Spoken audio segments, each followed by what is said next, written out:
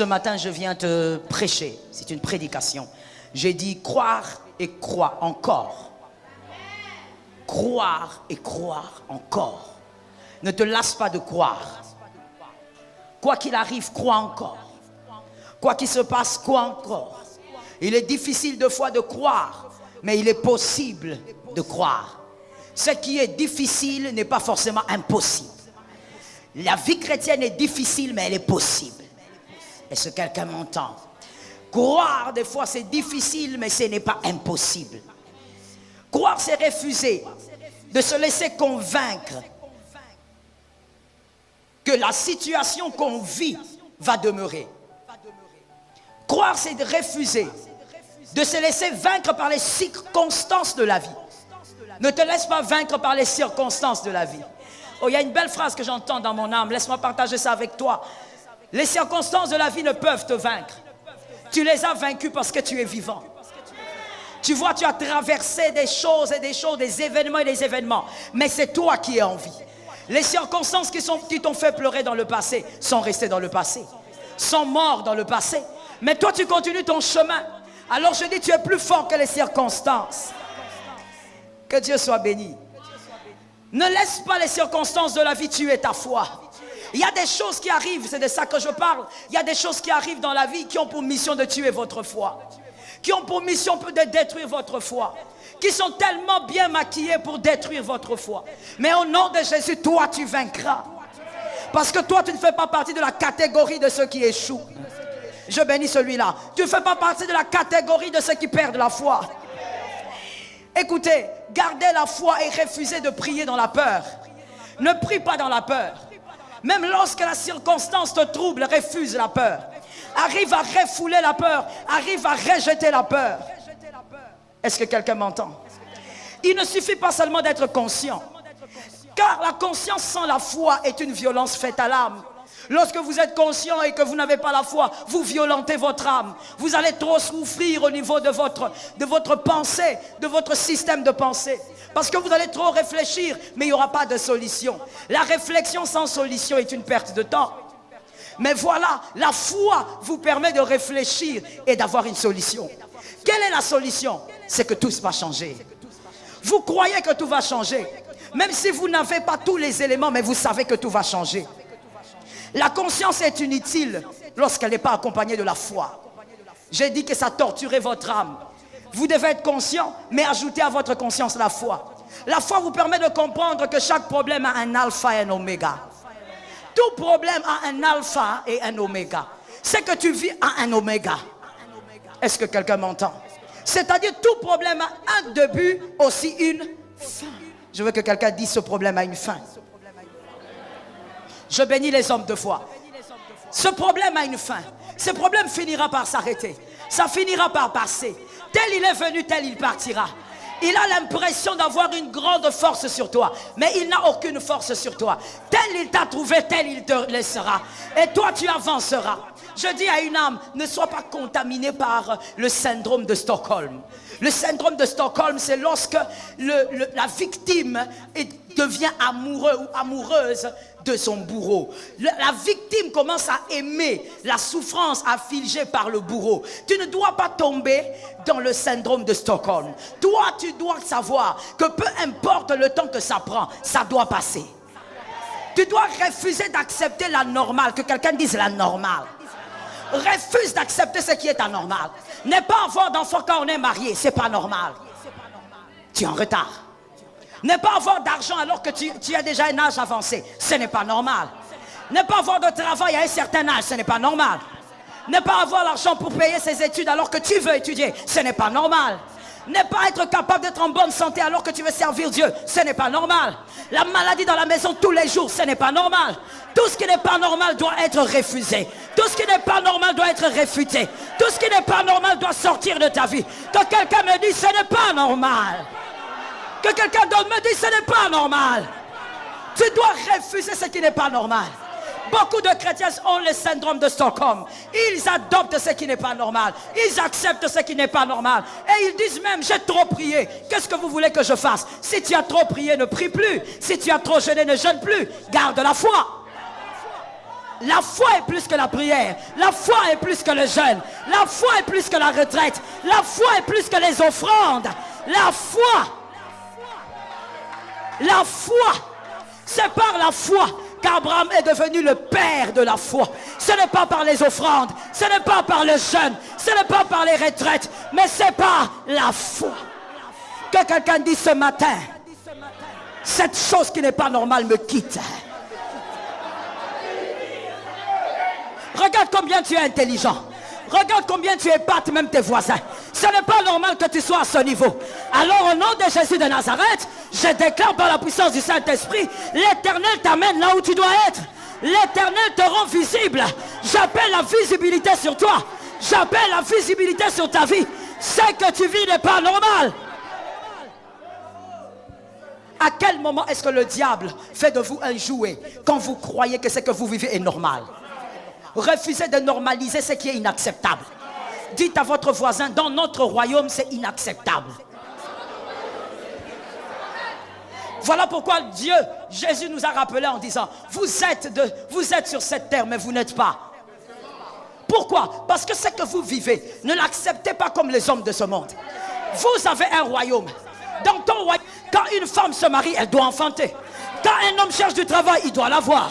Quand tu as besoin d'argent, tu dois l'avoir. Quand tu travailles, tu dois produire. Tu dois aller de l'avant. Tu dois être en bonne santé. Ta famille doit être gardée. Pas des accidents inutiles. Le sorcier ne peut pas te douter. Oh my God. Le sorcier ne peut pas te manger. Il ne peut pas te détruire. Tu dois être en bonne santé. Comme l'est l'état de ton âme. Dans notre royaume, le diable n'a pas le pouvoir sur nous. Dis à ton voisin, le diable n'a pas le pouvoir. Ce voisin-là ne répond pas bien. Change de voisin. Localise les hommes de foi. Dis-lui, le diable n'a pas le pouvoir. Lorsque le sorcier commence à jouer dans votre famille, ce n'est pas normal. Ce n'est pas normal. Je dis ce n'est pas normal. Je dis ce n'est pas normal. Lorsque les sorciers commencent à vous envoûter, ce n'est pas normal. Lorsque les sorciers jettent des mauvais sorts, ça vous atteint. Ce n'est pas normal. Dans votre royaume, ce n'est pas normal. Refuse d'accepter ce que les autres acceptent. Est-ce que quelqu'un m'entend? Tu dois être comme le peuple d'Israël dans le désert. Quoi qu'étant dans le désert, mais il y a la manne, il y a l'écaille, les chaussures ne s'usent pas, les vêtements ne s'usent pas. Tu ne peux pas pleurer pour des choses élémentaires. Que quelqu'un lève sa main droite et dise, je ne peux pas pleurer pour les choses élémentaires. Non, là tu as parlé comme votre grand-père. Maintenant parle comme un homme de foi. Je ne peux pas pleurer pour les choses élémentaires. Jamais. Tu ne pleureras pas pour les choses élémentaires. Pas cette année, pas l'année prochaine, ni l'année d'après. Tu ne pleureras pas pour les choses élémentaires. Lorsque le chrétien accepte les choses anormales, il devient esclave alors qu'il est prince. Est-ce que quelqu'un m'entend? Lorsque le chrétien accepte des choses qui ne concordent pas, qui ne ressemblent pas à son royaume, il devient esclave. Et pourtant tout est accompli. Dis à un voisin, tout est accompli. C'est-à-dire que je ne peux pas redevenir esclave. Impossible. Même si le diable m'accule tous les jours, je ne peux pas redevenir esclave. Tout est déjà terminé. Le dossier est déjà clôturé. Et le dossier est gardé au ciel. Le dossier est gardé au ciel. Le dossier est déjà clôturé. Est-ce que quelqu'un m'entend? Est-ce que quelqu'un me capte? Refuse de vivre des choses qui ne ressemblent pas à ton identité. Voilà pourquoi tu auras des choses qui ne ressemblent pas à ton nom, qui ne ressemblent pas à ton sang, qui ne ressemblent pas à ton nom de famille, mais qui ressemblent très bien à ton identité. Tu n'as personne pour te propulser, mais ce n'est pas le nom de ton père qui va le faire. Ce n'est pas le nom de ton diplôme, mais c'est ton identité spirituelle. À cause de cette identité, tu vas monter, tu vas atteindre. Et à cause de la même identité, il y a des choses qui doivent sortir de chez toi. Je veux que quelqu'un fasse un geste prophétique. Que quelqu'un bouge de 3 pas et dise, sors de chez moi. Tout ce qui n'est pas de chez toi, que ça sorte de chez toi. Que ça quitte ta maison. Pauvreté, sort de chez moi. Que tout ce qui ne révèle pas ton identité sorte de chez toi. Tu es enfant de Dieu. Tu es fils du roi. Lève ta main droite. Que quelqu'un dise, je prends ce qui me ressemble. Assieds-toi sous l'onction. Tu prends ce qui te ressemble. Les choses qui ne sont pas normales, tu ne dois pas les accepter. Jean 11, 40 dit ceci. J'aime quand Jésus parle. Jean 11, 40. Jésus lui dit, ne t'ai-je pas dit que si tu crois, tu verras la gloire de Dieu. Parole du Seigneur. Christ parle à Marthe. Il parle d'une possibilité de voir la gloire de Dieu. Mais dans ce verset, nous lisons clairement et précisément que Jésus a dit, ne t'ai-je pas dit? Ce qu'il voudrait dire, il avait déjà parlé. Il avait déjà dit que tu verras la gloire. Mais Marthe continue, elle s'obstine dans son incrédulité. Alors, que quelqu'un me dise excellent. Dieu est excellent, pourquoi? Parce qu'avant même que le problème n'arrive, il te parle. Quand je dis il te parle, ça ne veut pas dire qu'il te révèle forcément le problème. Mais tu vas voir un jour, tu fais un rêve où un prophète vient vers toi et il te donne une parole de consolation. Mais tu ne comprends pas pourquoi Dieu me console alors que tout va bien. Il ne te console pas pour le présent, il te console pour le futur. Et c'est comme ça que je viens dire à quelqu'un, tu verras la gloire de Dieu, pas parce que je te le dis, mais Dieu te l'avait déjà dit. Cette année, Jésus t'avait dit que tu allais voir. Jésus t'avait dit que tu allais saisir. Pourquoi tu es en train de te fatiguer? Pourquoi tu veux te décourager? Que quelqu'un lève la main droite et dise, ce qu'il avait dit, il va le faire. Assieds-toi sous la grâce. Ce qu'il avait dit, il va le faire. Il avait déjà parlé. Pourquoi tu veux que le maître parle 2 fois? Que quelqu'un répète cette phrase à son voisin. Jésus n'est pas une bande cassette. Jésus n'est pas là pour commencer à se rappeler. Comme, tu vois les anciennes bandes cassettes. Il faut rebobiner et puis ça parle, on rebobine. Jésus n'est pas une bande cassette. Où il va te dire j'agirai. Et puis tu trembles encore devant les problèmes. Il vient encore, j'agirai. Non. Lorsqu'il a parlé, il a parlé. Garde la foi malgré les circonstances. Garde la foi malgré les problèmes. Je dis à quelqu'un quelque chose de bizarre. Dis à ton voisin c'est bizarre. Sois un peu rapide que je nage dans l'onction. Dis à quelqu'un c'est bizarre. Écoute-moi. Tu peux diminuer la prière. Tu peux diminuer le jeûne. Ne diminue jamais la foi. Garde la foi. Que la foi soit au zénith. Que la foi reste au-dessus. Que la foi reste en haut. Est-ce que quelqu'un m'entend? Qu'on te prenne les vêtements. Qu'on te prenne ton compte en banque. Mais pas ta foi. La foi, c'est ce qui permet qu'un homme de rien devienne le père de la foi. La foi, c'est ce qui permet qu'une orpheline devienne reine. La foi, c'est ce qui permet qu'un homme qui était chez son beau-père pendant 40 ans devienne le libérateur des peuples. La foi, que quelqu'un dise à son frère, la foi. C'est par la foi que tu vivras ce qu'il avait déjà dit. Dieu ne va pas se répéter. Regarde les bébés spirituels. Les bébés spirituels dans le parcours, ils aiment tout le temps que Dieu parle, comme Marthe. Bébé spirituel. Jésus, tu dis quoi? Jésus, je ne comprends pas. Mais Jésus, tu m'avais promis, non? Mais on commence à finir l'année. Il avait déjà dit. Et pour Jésus, un jour c'est trop. Qu'est-ce que je viens de dire? Je corrige ce que j'ai dit. Pour Jésus, 1 minute c'est trop. Ah, tu prends ça au nom de Jésus. 1 minute c'est trop. Jésus n'a pas besoin de tout ça. Il a besoin d'1 minute. J'ai envie de lancer les paroles. Dans 1 minute, Jésus peut propulser un homme. Dans 1 minute, Jésus peut te faire savoir dans le monde. Dans 1 minute, Jésus peut changer tes finances. Dans 1 minute, Jésus peut amener le trouble dans les cœurs de tes ennemis. Jésus n'a pas besoin de beaucoup de choses. Asseyez-vous sous l'onction. Jésus a simplement besoin de la foi. Est-ce que quelqu'un m'entend? Que les hommes méprisent ton vêtement, mais que les hommes craignent ta foi. Ça doit tomber sur toi. Que les hommes méprisent tes chaussures, mais que les hommes honorent ta foi. Que les hommes méprisent ton argent, mais que les hommes honorent ta foi. Que tu sois celui qui fait trembler les hommes par ta foi. Que ta famille tremble par ta foi. Que les sorciers tremblent par ta foi. Que les hommes païens tremblent par ta foi. Que la nation tremble par ta foi. La foi est la chose qui pourra faire bouleverser les événements. Mais je vais lancer une parole prophétique sur quelqu'un. J'ai dit que ce culte c'est pour les élus. Ce n'est pas pour les bébés. Je lance la prophétie en disant que ce que ta foi va amener, que ça reste, que ça se plante pour des générations. Pour des générations. Je disais pour des générations. Que ton fils soit dans les repos. Parce que toi, tu vas manifester la foi aujourd'hui. Que ta fille soit dans le repos.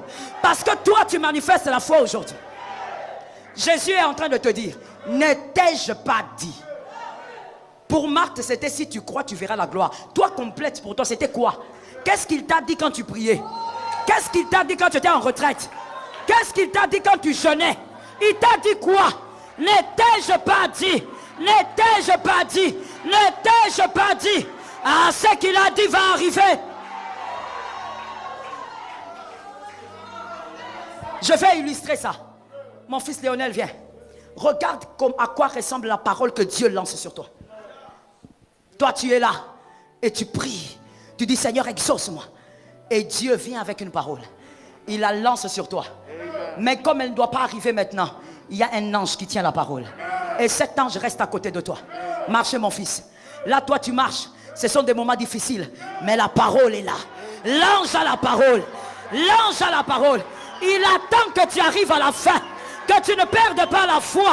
Et il te donne la parole. L'ange a la parole. Je dis à quelqu'un, ce qu'il t'a dit va arriver. Ce qu'il t'a dit va s'accomplir. Ce qu'il t'a dit va prendre forme. Ce qu'il t'a dit a la forme d'un bébé. Ça va grandir. Dis à quelqu'un, ça va grandir. Non, va dire à un autre, ça va grandir. Merci mon fils. Ce qu'il t'a dit va grandir. Regardez l'insensé. Écoute-moi très bien. C'est un culte des élus. Tu es bébé spirituel, il faut sortir. J'ai dit ceci. Regardez la foi. Lorsque Dieu a déjà lancé une parole sur toi, même si c'était en 1940, même si c'était en 1952, même si c'était en 1997, lorsqu'un homme et une femme, ils ont leur bébé, c'est un garçon. Et le garçon, il est bébé. Voici ce que dit l'insensé. L'insensé va dire, dans cette maison-là, il n'y a pas de fils. Merci. Parce qu'il est bébé, l'insensé va dire, comme il est bébé, qu'est-ce qu'il va nous faire? Dans cette maison, il n'y a pas de fils. Mais celui qui voit, celui qui a la vision de l'aigle, lui, il va dire, dans cette maison-là, ils ont un seul fils. Même s'il est bébé, il sait qu'il deviendra grand. Il sait qu'il marchera. Il sait qu'il possédera. Je dis à quelqu'un, même si tu ne vois pas, ce qu'il a dit va s'accomplir. Ça encore la forme de bébé. Ça va grandir. I praise the name of Jesus. Laisse-moi te révéler pourquoi Dieu ne veut pas que tu voies. Pourquoi Dieu ne veut pas te montrer comment ta promesse grandit. Parce que tes ennemis aussi ne doivent pas voir. Et pourquoi ils ne doivent pas voir? Parce que quand les ennemis voient la croissance du bébé, ils vont comprendre comment achever le bébé. Je vais maintenant dans la parole. Le bébé doit être gardé chez Pharaon. Le bébé doit être protégé par Pharaon. Celui qui doit détruire Pharaon doit être protégé dans sa maison. Je parle à un homme révélé. Ce qui va disperser tes adversaires est en train de grandir, est en train de croître, est en train de s'élever. Bientôt ils seront surpris que quelqu'un dise, cette chose est à moi. Assieds-toi sous la grâce. Ils seront surpris. Il t'avait déjà dit. Il avait déjà... Pourquoi vous voulez faire de Dieu une bande cassette? Vous voulez qu'il parle tout le temps, il parle tout le temps. Je suis fatigué. Tu es fatigué de quoi? Tu sais combien de gens autour de toi vivent pire que ce que toi tu vis? Tu es fatigué de quoi? Toi tu dis, je suis fatigué, mes enfants ne mangent pas. Tu sais combien de parents aujourd'hui ont enterré les enfants? Toi au moins tes enfants ne mangent pas, ils sont vivants. Il y a des gens qui ont enterré des enfants. Il y a des gens qui ont perdu des enfants. Il y a des gens qui ont des situations pires que toi. Ils sont juste à tes côtés. Mais tu vois, eux ne crient pas. Ils ne parlent pas. Et ils se rappellent de ce qu'il avait dit. Qu'est-ce que le maître avait dit? Jésus a dit à Marthe, je te l'avais déjà dit, que si tu crois, tu vas voir la gloire. Écoute-moi bien. Chaque douleur et chaque souffrance a une mission. Quand elle finit la mission, elle part. Mais toi, pendant cette mission, tu dois être vainqueur. Pendant cette mission, tu ne dois pas être petit. Pendant cette mission, tu dois sortir avec une grande foi. Pourquoi tu dois sortir avec une grande foi? Parce que tu auras besoin de cette foi-là pour affronter les grandes batailles demain. Je peux parler. Je veux parler. Que ce qui va arriver arrive. Je peux parler. Une petite nation n'attaque pas une grande. Non. Si vous voyez une nation attaquer, une petite nation attaquer une grande, c'est qu'il y a une grande derrière elle. Une petite nation ne s'hasarde pas à attaquer une grande parce qu'elle est plus grande. Est-ce que quelqu'un m'entend bien? C'est comme ce qui se passe dans notre nation. Les petites nations là n'ont pas le pouvoir de nous attaquer. N'ont même pas la puissance de nous attaquer. Même dans leurs rêves et leurs cauchemars, ils ne peuvent pas nous attaquer. Mais c'est parce qu'il y a d'autres nations derrière. Mais il y a une beauté dans toutes ces choses. C'est que toutes ces nations sont humaines.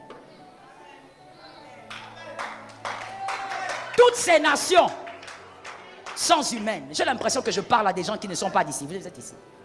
Toutes ces nations sont humaines. La femme de Aman avait dit à Aman, celui que tu attaques, il est qui? Et Aman a dit, il est juif. La femme de Aman lui a dit, alors, s'il est juif, tu es déjà tombé. Sa propre femme. Voici ce que moi aussi je dis. Le problème n'est pas qui est derrière les petites nations. Cette nation que vous attaquez, derrière cette nation, il n'y a pas la main d'un homme, il y a la main d'un roi, il y a la main d'un Dieu, il y a la main d'un plus grand. C'est celui-là, celui qui établit les rois, celui qui établit les présidents.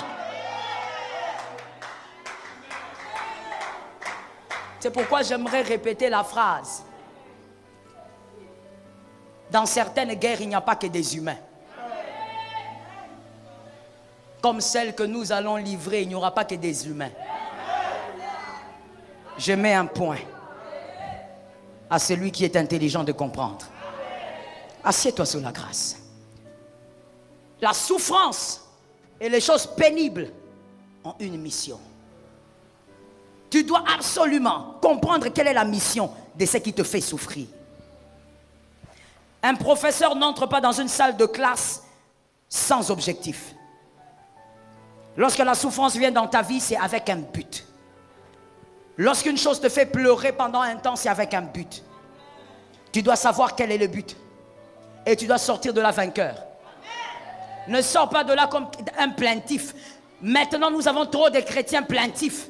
Que quelqu'un dise, je ne suis pas plaintif. Qui se plaignent pour tout et pour rien. Voici le constat que moi j'ai fait dans la vie. C'est que des fois, la personne devant qui vous vous plaignez, des fois, elle souffre plus que vous. Mais seulement le problème, c'est que ça ne s'écrit pas sur le front. Et voici une autre sottise sous le soleil. C'est que l'être humain pense que quand quelqu'un est bien habillé, c'est qu'il ne souffre pas. C'est une autre sottise qu'il y a sous le soleil. On pense que bon, comme Papa François est bien habillé, c'est qu'il peut comprendre mon problème. Ce n'est pas parce qu'il est bien habillé qu'il ne souffre pas. Peut-être même qu'il souffre plus que toi, atrocement. L'habillement ne veut rien dire. La souffrance est tout autre chose. Job 19, 29 dit, mes os sont attachés à ma peau et à ma chair. Il ne me reste que la peau des dents. Ça c'est Job. Est-ce que tu as déjà vécu une telle souffrance? Tu ne l'as pas vécu, alors pourquoi tu t'es plaint? Verset 24, 25. Je voudrais qu'avec un burin de fer et avec du plomb, elle fuse pour toujours gravée dans le roc. Pourquoi qu'elle fut gravée dans le roc? Pour que personne n'oublie. Et même si on oubliait, qu'on soit capable de se rappeler. Que ce qui est écrit sur le roc nous rappelle ce que l'Éternel est capable de faire. Des fois, quand le Seigneur nous fait du bien, nous devenons amnésiques. Voilà pourquoi le Seigneur aime les hommes qui savent vivre selon la manne du jour. Je veux expliquer. Vivre selon la manne du jour, le peuple d'Israël ramassait la manne et ils avaient l'obligation de manger avant le coucher du soleil. La manne ne pouvait pas dormir. Quand ça dort, ça pourrit. Et ici, dans la Nouvelle Alliance, j'explique ça comme ça. Le chrétien doit vivre selon la manne. C'est-à-dire, quand Dieu te fait du bien, ne dors pas sans le dire.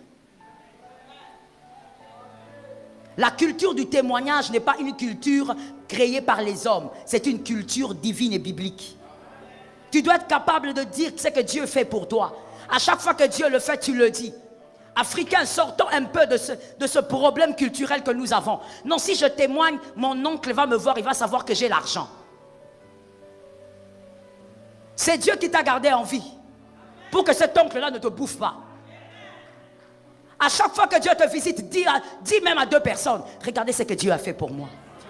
Ce n'est pas de l'orgueil, mais c'est savoir ne pas garder la manne. Ne garde pas la manne jusqu'au jour suivant. Tu dois apprendre à célébrer Dieu dans ses hauts faits. J'entends l'Esprit me dire, pourquoi tu t'arrêtes? Je ne veux pas m'arrêter, Saint-Esprit. Je dis à quelqu'un, arrête d'être amnésique. Arrête d'être amnésique. Dis à ton frère, arrête d'être amnésique. L'amnésie est une mauvaise chose et devient même un péché à certains moments. Dieu t'a fait du bien, tu n'as jamais témoigné. Même à ton mari, tu n'as jamais dit. Même à ta femme, tu n'as jamais dit. Mais après quelques jours, après quelques mois, tu commences à te plaindre. Mais j'ai envie que Dieu fasse un miracle. Quel miracle tu veux? À chaque fois que Dieu fait des choses pour toi, tu les gardes pour toi. Tu ne reconnais même pas ce que Dieu a déjà fait. Ce matin, ici, je pose une question. Qui a laissé un deuil à la maison? Non, ne dites pas personne parce que vous ne savez pas. Peut-être que quelqu'un a laissé un deuil derrière vous. Qui a laissé un deuil à la maison qui lève sa main? Ici d'où je suis, je ne vois personne. Comment est-ce possible? Comment est-ce possible que le Seigneur nous a tous fait grâce jusqu'à ce point? Vous n'avez pas laissé de deuil. Vous n'avez pas laissé de mauvaises nouvelles. Mais comment ne voyez-vous pas que c'est un grand sujet de célébration? Jésus mérite d'être célébré. Le bébé spirituel célèbre les gros miracles. Les enfants de Dieu et les fils de Dieu célèbrent même quand Dieu donne la vie. Est-ce que quelqu'un m'entend? Il y a une grande différence entre le fils et le bébé spirituel. Le bébé spirituel, il attend que Dieu fasse des choses grosses. Il attend des promotions. Il attend que Dieu augmente son salaire pour qu'il dise, ah, Dieu est bon. Mais le fils de Dieu sait que dans tout ce qu'il fait, c'est bon. C'est pourquoi nous disons, tout est grâce. Tu es d'accord avec moi? Et au verset 25, Job dit, mais je sais que mon Rédempteur est vivant. Je sais qu'il est vivant. Dans certaines versions, je sais qu'il se lèvera certainement. Et moi, c'est la version que j'aime. Je sais qu'il se lèvera certainement. Même si j'ai l'impression que moi je suis assise, ou même pas assise, quand on souffre, on n'est même pas assis. On est par terre, on est à genoux, on est alité. Et qu'on a l'impression que nos adversaires sont au-dessus de nous. Mais au-dessus de nos adversaires, il y a un trône.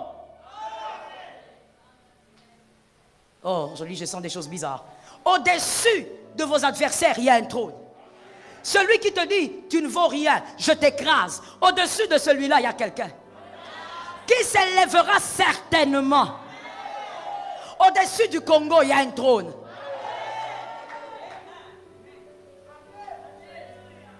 Au-dessus de cette nation, il y a un trône.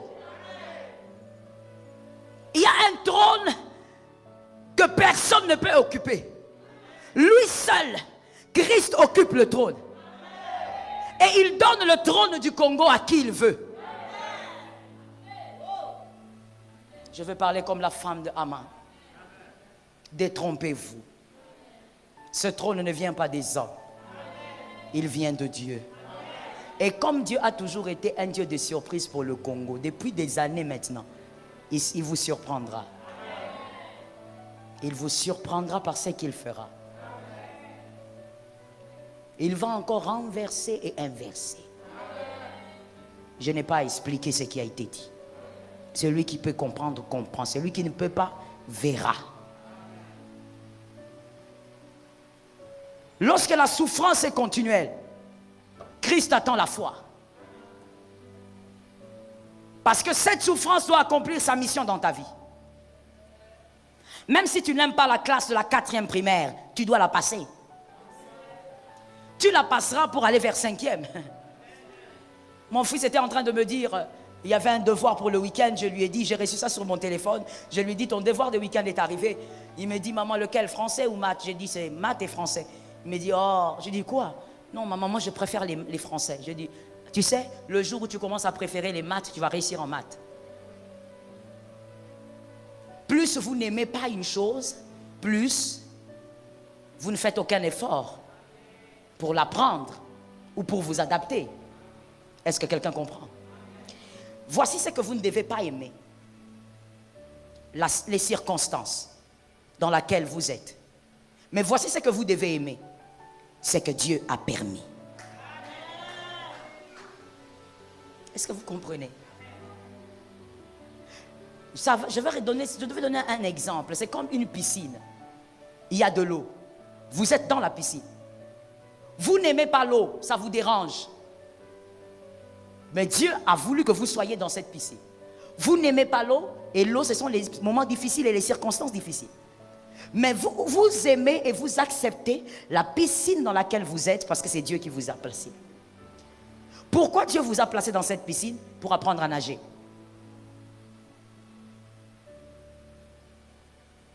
Est-ce que quelqu'un a compris? Il y a des choses que vous devez apprendre. Vous devez apprendre à persévérer jusqu'au bout. Celui qui n'a pas souffert longtemps ne saura pas persévérer jusqu'au bout. Celui qui n'a jamais souffert longtemps ne saura pas ce que c'est la persévérance. Dis ça à ton voisin.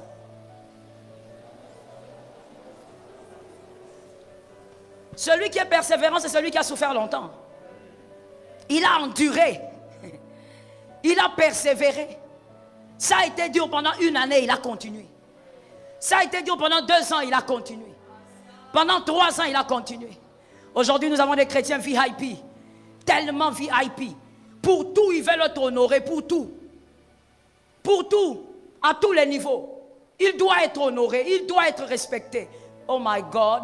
Quand Dieu te place sur une position d'honneur, tout le monde te respectera. Tu n'as pas besoin de le forcer. Tu n'as pas besoin de le chercher. Tu n'as pas besoin de les créer, de les fabriquer. La souffrance, elle a un but. Mais dans la souffrance, rappelle-toi que certainement il se lèvera. Pourquoi il se lèvera? Parce qu'il avait parlé. Et ce qu'il avait dit reste. Il a besoin de ta foi pour que ça marche. Mais voici aussi le deuxième travail de la foi. Mon fils Léonel, dis-moi la foi. Le deuxième travail de la foi, c'est que la foi doit être transmissible. La foi est un héritage qu'on transmet. Et Dieu te donne la foi et veut que tu travailles ta foi comme un héritage que tu dois transmettre. Salomon n'a pas besoin de foi pour savoir que les Goliaths tombent.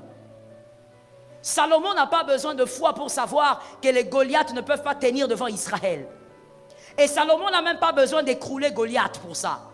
Parce qu'il a vu son père, il sait que son père l'a fait et son père lui a transmis la foi.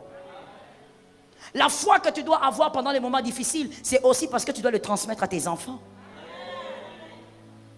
Et comme tes enfants doivent être meilleurs que toi, ils doivent avoir une plus grande foi que celle que tu as aujourd'hui.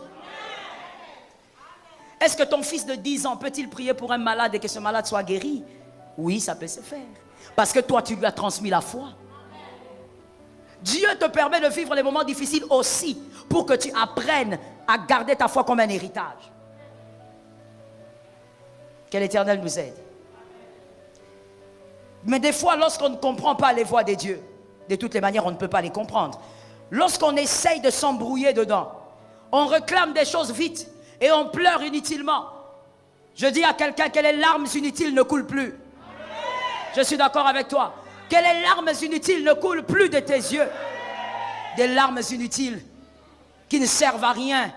Tu pleures, tes yeux gonflent et après, rien ne change. Dieu ne te sortira pas de là. Tu es dans cette souffrance par une mission. Tu dois vaincre et tu dois réussir ta mission. Tu dois élever ta foi, tu dois apprendre ce qu'il y a à apprendre. Et Dieu te fera passer. Si Dieu t'aime, Dieu ne permettra pas qu'un homme te sorte de la souffrance qui te fera grandir.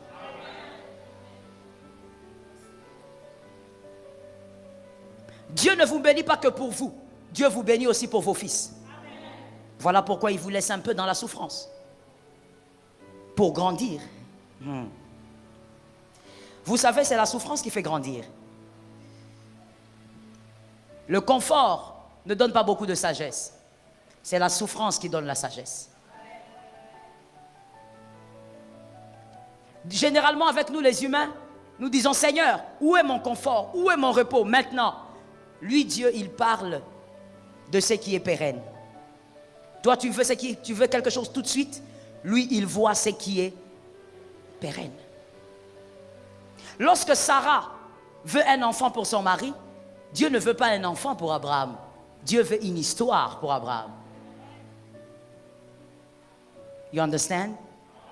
Pendant que Sarah pensait que c'est une affaire d'enfant, Agar, fais un enfant avec mon mari. Ce n'est pas une affaire d'enfant. C'est que Dieu ne pouvait pas, mais Dieu ne voulait pas l'expliquer à Sarah. Ce n'était pas une affaire d'enfant. C'était une affaire d'histoire. Dieu voulait donner à Abraham une histoire. Il ne s'agit pas de mettre au monde. Il s'agit d'avoir une histoire. Ce que tu cherches est bon. Mais il ne s'agit pas de ça. Dieu veut que tu puisses vaincre cette souffrance parce qu'il s'agit d'une histoire. Il veut que ton nom reste une référence. Pour tes enfants d'abord. Que tes enfants prient en disant, le Dieu de mon père, le Dieu de ma mère. Ah, je crois que les élus ont entendu. Dieu ne cherche pas à te bénir seulement parce qu'il a envie d'étonner tes voisins. Laisse-moi dire à quelqu'un quelque chose, ça doit guérir ton cœur. Dieu n'est pas un Dieu de concurrence, parce qu'il n'a pas de conquérant. Dieu ne fait pas les choses pour que le diable voie. Regarde les prières, je ne veux pas même dire diaboliques, ce sont des prières remplies d'ignorance et remplies de tout ce que vous voulez de bizarre. Nzambe sala, bamona. Des prières remplies, permettez-moi les termes, d'idiotie. C'est parce que tu ne connais pas Dieu que tu pries comme ça. Tu n'as jamais lu la Bible. Dieu n'agit pas pour que le diable... Qu'est-ce qu'il a approuvé au diable? Même l'ange n'est pas là pour se battre avec le diable. C'est pas ça qui est écrit? Parce que vous me regardez bizarrement. L'ange Gabriel n'est pas là pour se battre avec le diable. C'est pas ça que la Bible dit. La Bible dit quoi? Je vous ai donné... Luc combien? À qui? Mais c'est à toi. La Bible ne dit pas, j'ai donné le pouvoir à l'ange Gabriel de marcher sur le diable. Non. Il dit, je vous ai donné à vous. Allez marcher sur lui. Ne crois pas que Dieu agira parce que ton voisin ou ton qui doit voir. Dieu n'agit pas pour épater le diable. Il n'a rien à faire avec le diable. Dieu agit parce qu'il est focalisé sur toi. Voilà pourquoi il n'agit pas n'importe quand. Dieu attend la croissance pour donner certaines choses. Et comme toi d'ailleurs, tu ne peux pas donner n'importe quoi à ton enfant. Le peuple d'Israël cherchait la manne, l'écaille, mais Moïse voulait Canaan. Des fois, lorsqu'on a une perception différente de la bénédiction de Dieu, on pleure différemment. On ne pleure plus pour les petites choses. Toi, tu pleures pourquoi? Pour le pain? Non. Il est ton père.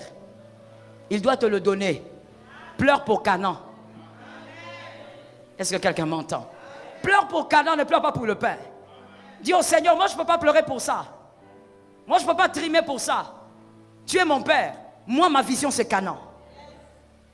Que Dieu bénisse celui qui a compris. Lorsque ta perception des choses change, même ta foi aussi va changer dans la souffrance. Et j'aimerais dire une chose que tu dois retenir pour la vie, mon frère. Celui qui t'a dit que la vie chrétienne c'est sans souffrance, il t'a menti. Il t'a gravement menti. Ça va finir aujourd'hui, Dieu va te donner le repos et ensuite, après un temps, ça va encore revenir. Mais une autre forme de souffrance. Ça va toujours changer de forme. Pourquoi? Parce que c'est dans la souffrance qu'on apprend à grandir avec Dieu. Oh Lord, have mercy. Je veux poser une question parce que la Bible dit la nature doit nous enseigner. Pour ceux qui ont des enfants, vous avez l'amour pour vos enfants, n'est-ce pas?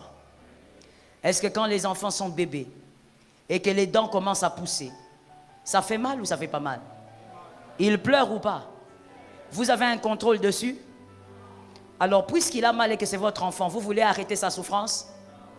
Pourquoi? Vous savez, vous m'avez donné une phrase, mais vous ne m'avez pas répondu. Pourquoi vous ne pouvez pas arrêter sa souffrance? Parce que c'est votre enfant. Quand il souffre, vous avez mal. C'est ça la réponse. Parce que vous savez que si les dents ne poussent pas, vous serez la première personne à l'amener à l'hôpital. Docteur, mon enfant a 2 ans, il n'a pas de dents.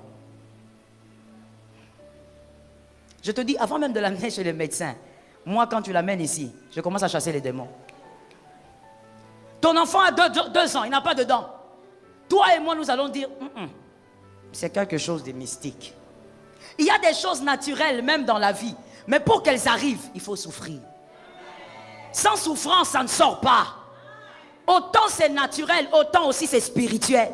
Il y a des choses spirituelles, pour que ça arrive, tu dois d'abord souffrir. Toi, tu fais le corner.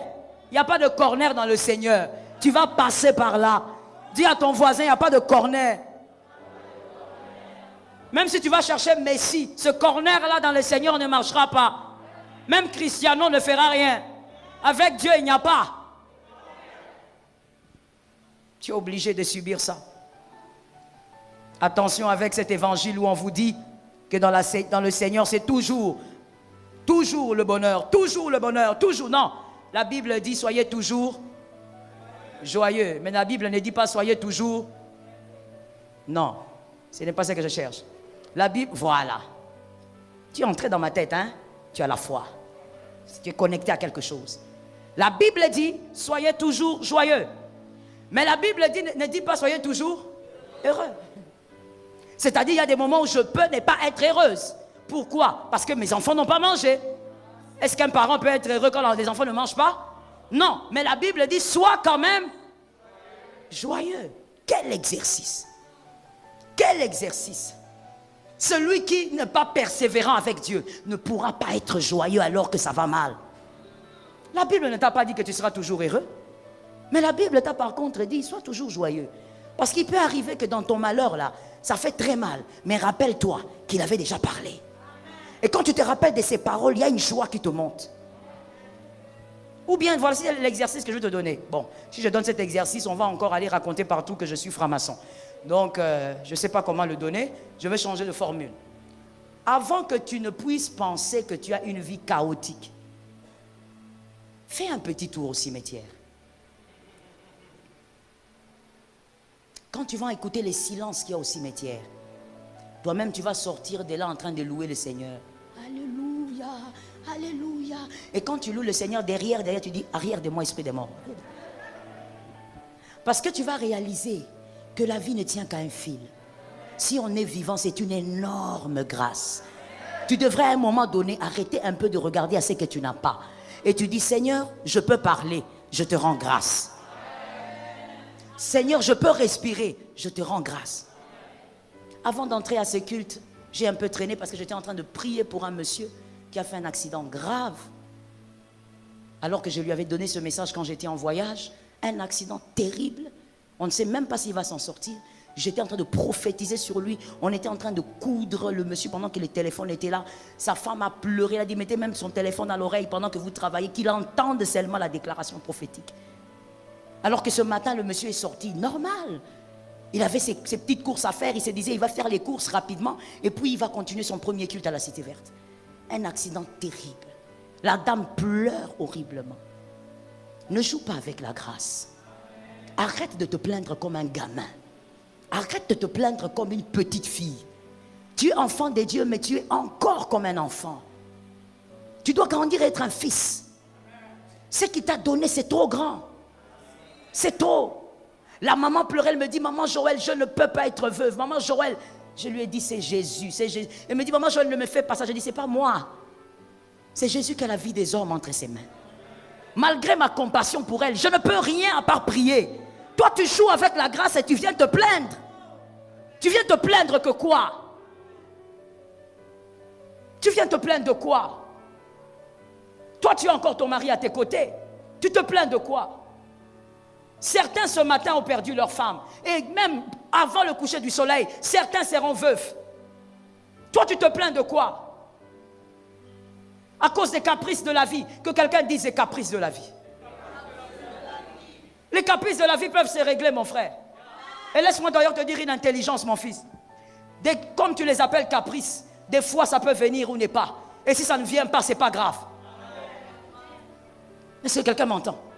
Oh non, aujourd'hui mes enfants n'ont pas mangé le bleu blanc. Et alors? Ce n'est pas ce que tu voulais, mais ce sont les caprices de la vie. Et alors? Ce n'est pas pour autant qu'ils seront inférieurs dans la société. Je prêchais quelque part et j'ai dit ceci, je te le dis aussi. Le dernier en classe n'est pas le dernier dans la vie. Celui qui ne mange que du pain sec, sans confiture, sans boudin et tout le reste, n'est pas forcément le dernier dans la vie. Lorsque Dieu permet certaines circonstances, vis-les avec foi. Il sait que c'est dur, voilà pourquoi il t'a donné le Saint-Esprit. Le Saint-Esprit te soutiendra. Mais arrête de te plaindre. Il y a pire que ta situation. La situation de ton voisin peut te condamner. Arrête de te plaindre. Non, moi j'ai 25 ans. Ma situation n'est pas claire. Quelle situation? Quelle situation? Je vais te raconter une situation qui n'était pas claire. Un monsieur. Sa situation vraiment n'était pas claire maintenant quand j'y pense. Non. Je te raconte ça. Puisque c'est dans la Bible, tu peux lire. Cet homme naît. Et quand il naît à une époque où on décide de tuer tous les bébés mâles. Sa maman, Yokebed, le cache dans le Nil. Dans le Nil, il y a les crocodiles. Donc depuis qu'il est bébé, lui, il ne fréquente pas les humains. Il fréquente les crocodiles. Le combat a commencé depuis qu'il est bébé. On le prend, on l'amène au palais. Il grandit bien, il y a la richesse, il y a tout. Il est même enseigné selon la science égyptienne. Il est très érudit, tout marche bien. À un certain âge, il veut aider quelqu'un parce qu'il a mal, on fouette. Et quand il veut aider, il tue un Égyptien, il fuit. Le jeune homme commence la galère. Quand il fuit, il se retrouve chez les Madianites. Il arrive là-bas. Il commence à s'occuper de brebis de Jéthro. Il se marie à la fille de Jéthro. Alors tu vas faire comment? Puisque tu es venu là, épouse une fille. Comment tu vas faire? On va te la donner, tu ne vas pas refuser. Toi tu as nulle part pour aller, il faut prendre celle-ci. La Bible, regardez, la Bible ne nous dit même pas que Moïse tomba amoureux. Non, mais est-ce que la Bible ne le dit pas pour Jacob? Pour Jacob, on a dit. Donc si c'était le cas, on allait dire. C'est pour dire seulement que Jacob n'était pas vraiment amoureux. Moïse n'était pas amoureux, mais situation de la vie. Il a pris la femme, il a mis. Moïse, tu as la femme, tu as maintenant un enfant, 2 enfants. Pars, nulle part où aller. Moïse reste chez son beau-père pendant 40 ans. 40 ans, dans la belle famille. Il mange la boule. Il boit. Vous savez, il y a des choses qui sont un peu choquantes. Je peux parler? Dis à quelqu'un, il faut serrer la ceinture maintenant. Je suis à la fin de la prédication. Il faut moi bombe. Hein? Il y a des choses choquantes dans la vie. Il ne faut pas faire ça. Moïse. Voilà pourquoi on dit Mouto Sakamout. Malgré que c'est Moïse, mais Moïse, chez le beau-père, toi, tu fais des enfants. Belle-mère et beau-papa sont là-bas dans la chambre. Toi aussi dans la chambre. God forbid. Et puis bizarrement, c'est qu'après quelques mois, on voit aussi Yokebed, les ventres gonflent. Donc même le beau-papa s'est dit, donc moi je suis ici, lui aussi. Nous sommes voisins, association.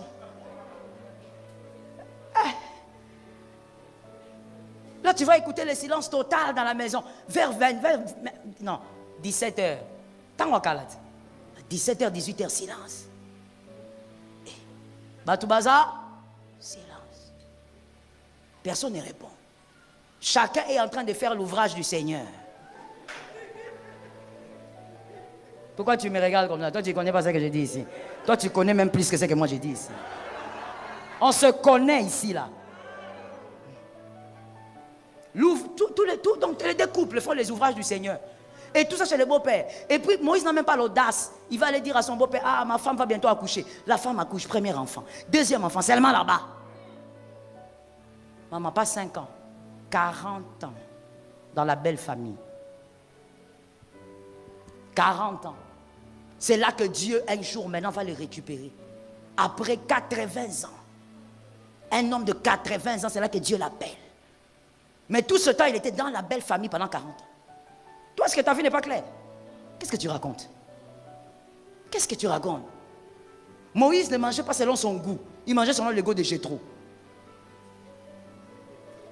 Mais c'est lui le papa de la maison. C'est lui le papa. Il dit, aujourd'hui, on va manger le mouton bleu. Si ça existait. On mange le mouton que lui choisit. D'ailleurs, c'est son troupeau. Moïse, toi, tu vas venir donner des ordres ici. Comment? Chez le beau-père. C'est pour te dire ceci. Je veux tuer aussi cet évangile qui est distillé par le diable. Écoute, toutes les souffrances ne sont pas les liens. Toutes les souffrances ne sont pas les malédictions des familles. Il y a des souffrances bizarres comme celui de Moïse là. Des bizarreries que Dieu peut permettre. Pourquoi? Parce qu'il veut te broyer. Je vous ai dit que Moïse était prince d'Égypte. Il avait une très grande gloire, une très grande intelligence. On devait broyer sa fierté là. Dieu devait broyer ça. Quand Dieu sent que tu as trop de fierté par rapport à là où il t'amène, il va te broyer par la souffrance. Il va t'écraser par la souffrance. Tout homme avec qui Dieu marche, il est d'abord broyé par la souffrance. Frère, l'humilité va venir par la souffrance. Je finis en te disant, lorsque tu as une foi ferme, tu dépends de Dieu et non des circonstances. Votre foi ne réside pas sur les hommes, mais sur Dieu. Vous n'aurez pas les yeux braqués sur les hommes. Qui va m'aider? Qui? Non, personne ne va t'aider. C'est Dieu qui va décider. Que quelqu'un dise, c'est Dieu qui va décider. Lorsqu'on a une foi persévérante, on est véritablement ancré dans le Seigneur. On s'en fout de ce que peut dire le serpent dans le jardin d'Éden. Même si le serpent parle, distille des mensonges, toi tu restes ferme. Tu sais que c'est Jésus qui a raison. Même si le diable te dit rien ne va arriver, toi tu dis tu es un menteur. Jésus avait déjà parlé. N'oublie jamais ce que Jésus dit. Et lorsqu'on croit fermement, votre destinée en Christ est assurée. Et je mets une virgule en disant, il y aura des surprises. Mon fils vient de me taper la salutation du Corona. Il y aura des surprises. Cette année, il y aura des surprises. Ah, tu as capté. Cette année, il y aura des surprises. Dieu est un Dieu de surprise. C'est pourquoi aussi nous l'aimons. Quelque part, c'est pourquoi aussi nous l'aimons. Nous l'aimons pour plusieurs raisons, mais pour ça aussi. Parce qu'il est le Dieu de surprise. Il est le Dieu, même s'il ne dit rien, il va toujours faire une surprise. Il est le Dieu qui prend l'orpheline et qui l'amène à être reine. Il est le Dieu de surprise. Je dis à quelqu'un, je sens ça dans mon esprit. Tu vois ton enfant là, ne le néglige pas. On ne sait pas qui est ton fils. On ne sait pas qui est ta fille. Peut-être que c'est une future Esther. On ne sait jamais. Dieu est un Dieu de surprise. Cette année même, je prophétise que Dieu t'accorde tes surprises. Que Dieu t'accorde ta part. Que Dieu t'accorde tes victoires. Que Dieu t'accorde tes miracles. Que Dieu t'accorde tes changements. Qu'Adonai t'accorde tes surprises. Que Jésus te bénisse. Que Jésus bénisse sa parole.